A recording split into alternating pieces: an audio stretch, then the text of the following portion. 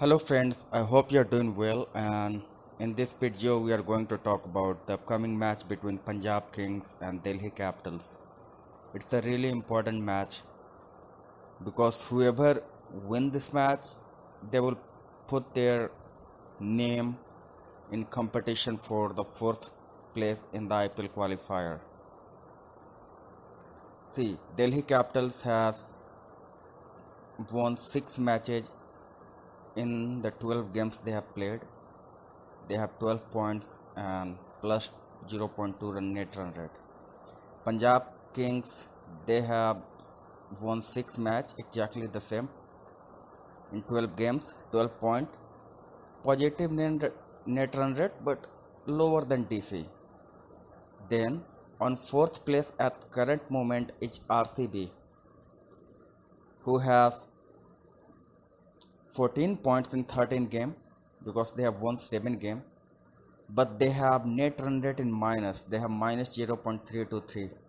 So if any of the teams, DC or Punjab Kings, whoever is going to win the match tomorrow is going to be placed as number 4th team, and that was going to define the number 4 position. RCB has one game left at this moment against Gujarat Titans, and that's going to be really difficult game for them. Now, if you look at Delhi Capitals, they have 2 games left. This one against Punjab. After that, they have 1 game against Mumbai Indians on 21st May. If you talk about Punjab Kings, after this game, they have 1 game left against Sunrisers Hyderabad. Another qualifier hopeful, but their hopes of qualifying were crushed after their last defeat against Kolkata Knight Riders. So let's talk about how this is exactly going to play out and what could happen. We can't say with certainty that this is what going to happen, but definitely we can try to look for things looking at the way the things has happened in past. If you look at Delhi and Punjab, the way they play, in their last 4 games, both teams have similar trajectories. Delhi has won 1 game, lost 1 game. In last 4 games, Delhi has won 1, lost 1, then won 1, lost 1, then won 1. Punjab in the last 4 games have lost against LSG, won against GT, lost against Rajasthan Royals, won against RCB.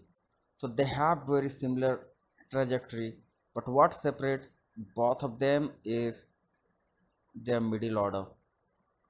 Punjab middle order, on their day they have destroyed teams, and that's why in this year they are in a really good position because they have some really good middle order players who are in form and who can reinforce in the middle over, and they can bat at really high strike rates. If you talk about the Delhi, you could say the same thing with the arrival of Mitchell Marsh, Rishabh Pant and Roman Powell have done the job. Lalit Yadav is another player. Yeah, he has not been able to strike at more than 110, but one thing he has done, he has not gone, his strikers has not gone below 100, so he has rotated the strike, and so that had helped them. And apart from that, he also provided them with good spin bowling option, and hand spin bowling, he does not go for too many runs.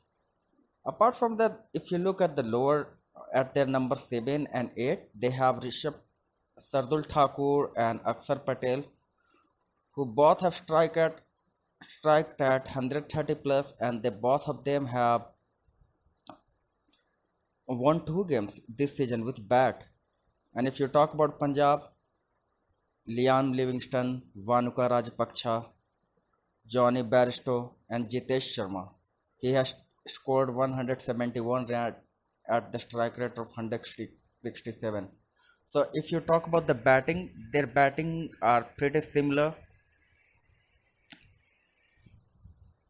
We forgot one important name, Roman Powell in the Delhi camp. He has also scored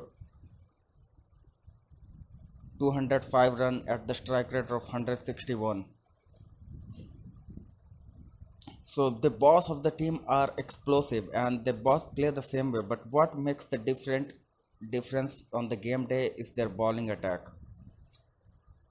Whoever team is going to pro- provide the better display of bowling is going to win this match. If you talk about winning scenario, what are the scenario in Punjab can win and Delhi can win? Suppose that if Delhi bats first, they have to at least score 170 plus runs to stop Punjab because Punjab have consistency. Shikhar Dhawan they have in the top of the order who likes to bat till the end. They have Johnny Bairstow who likes to go all out on the bowlers, and they have players like that down below. And with addition of several players like Harpreet Barar and Rishi Dhawan, Punjab bats a little bit deeper now till number 8 position. But if you talk about Punjab, if Punjab bats first, then they have to score at least good position similar to 170 because Punjab have 5 bowlers and they are likely to play in this match as well. Harpreet Barar, Rishi Dhawan, Rahul Chahar, Arshdeep Singh and Kagiso Rabada. If David Warner starts going after Kagiso Rabada and Arshdeep Singh, then it might be really difficult for them to contain them. So you see what I mean. So they don't have that experience, that death over experience apart from Kagiso Rabada, and that might be a reason for concern for them. But that depends upon how Delhi Capitals batsman plays and whether they are chasing or whether they are setting the target. And if you look at the last few games, the team who has batted first, they have almost defended the totals except few games where totals have been really low like 130, 135. Apart from that, most of the games the teams batting first have defended the total. That's really odd. And if you talk about the team changes, one changes can happen in Delhi Camp's opening is they can try to play Mandeep Singh, who is a really good player, in the top of the order in place of Srikar Bharat that they have been trying for last 3 games and he hasn't been able to do anything with that. And it was really surprising that they had Mandeep Singh but they did try Srikar Bharat ahead of him.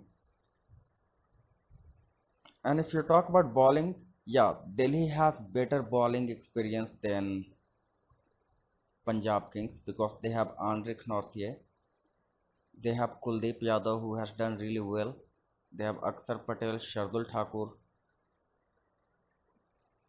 Mitchell Mars and Lalit Yadav. They can chip in with if somebody goes for extra run. The thing with Shardul Thakur is he might not be the power play bowler, he might not bowl at express pace, but the thing is he can break the crucial partnerships. You remember last year when Chennai Super Kings seems like they were losing the final and then Shardul Thakur took 2 wickets and from there Chennai won the game after that. So same thing can happen this time as well in this game. So you can never count a player like Shardul Thakur out. So whoever win this game, there is a lot at stake. Whoever win this game is going to be at number 4, and if they win their last game, 14th game, damn, nobody is going to push them away from that number 4 spot. Because see, if RCB wins even their last game and whoever winner of this game wins their last game, they will most likely be out of top 4 because they have lower net run rate or they have to chase a target above, below, under several overs, that so that their net run rate is good. So this is going to be an interesting and action-packed game. So let's see how does it goes. So thanks for watching this video, and I hope you have a great day.